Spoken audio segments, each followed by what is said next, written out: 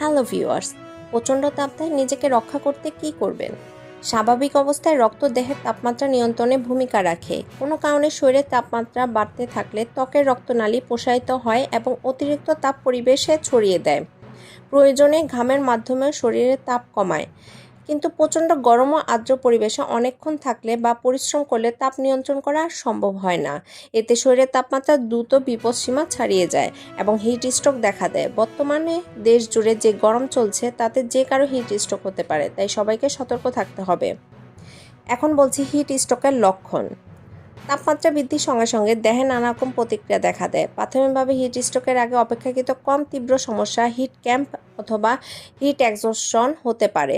Hit ক্যাম্পে শরীরের মাংসপেশি ব্যথা করে, দুর্বল লাগে ও প্রচণ্ড পিপাসা লাগে। পরের ধাপে হিট এক্সহশনের দ্রুত শ্বাস প্রশ্বাস, মাথা ব্যথা, ঝিমঝিম করা, বমিভাব, অসংলগ্ন আচরণ ইত্যাদি দেখা দেয়। এই দুই ক্ষেত্রেই শরীরের তাপ নিয়ন্ত্রণের ব্যবস্থা ঠিক থাকে এবং স্বাভাবিকভাবেই শরীর বেশি ঘামতে থাকে। এই অবস্থায় দ্রুত ব্যবস্থা না নিলে হিট স্ট্রোক হতে পারে।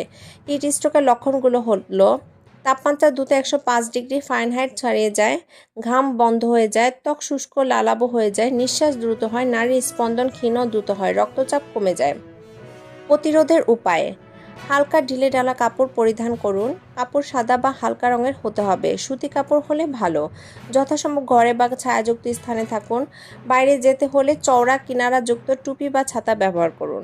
যারা বাইরে কাজকর্মে নিয়োজিত থাকেন তারা ছাতা বা কাপড় জাতীয় কিছু ব্যবহার করতে পারেন।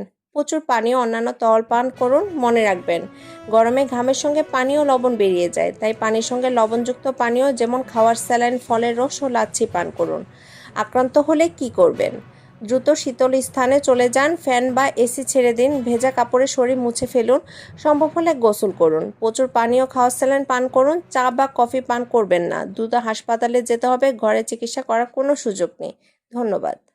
যদি আমার ভিডিওটি আপনাদের ভালো লেগে থাকে তাহলে অবশ্যই একটা লাইক, কমেন্ট এবং শেয়ার করে পাশে থাকবেন। আর হ্যাঁ, আমার চ্যানেলটি সাবস্ক্রাইব এবং বেল বাটনে চাপ দিতে অবশ্যই ভুলবেন না। ধন্যবাদ।